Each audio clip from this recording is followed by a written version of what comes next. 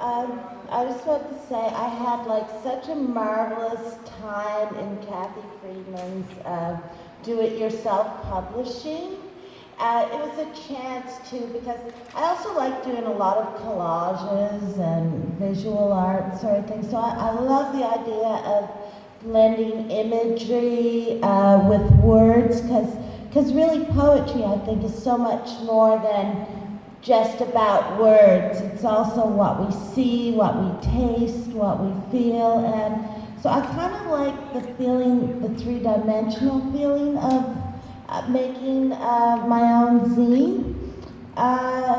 So I found this book downstairs in the supply section. It was an old 1960s book, and it featured a lot of beautiful women, and it was called Birds, which is a British term for chicks. So what I did was I took the pictures out and reappropriated it as a book of a feminist poetry book. And it's very pink, and I have some copies over there for sale. $5 for the pink color copies, and $2 or pay what you can, which even if you don't have anything, help yourself to a black and white copy. So I'm just going to read a few poems.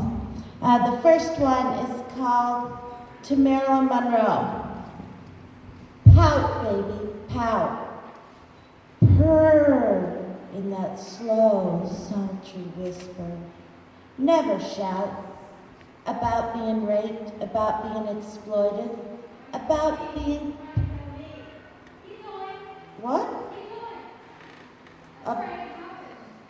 About being painted stupid, treated like you were only valuable for your curves. Pout, baby, pout. Don't smash their illusions, or you'll see those hounds bare their fangs to defend their confusions.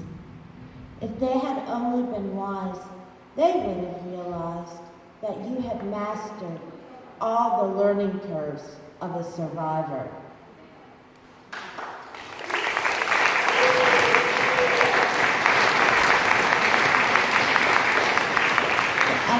I'm just going to read one more. This is called Candy Apple Girl. Did you want me to be your candy apple girl? Shiny on the outside, crimson glass, all sugar, ready to melt in your mouth. Cut an apple in half, you'll see the shape of me. The story of forbidden fruit to blame for the downfall of mankind.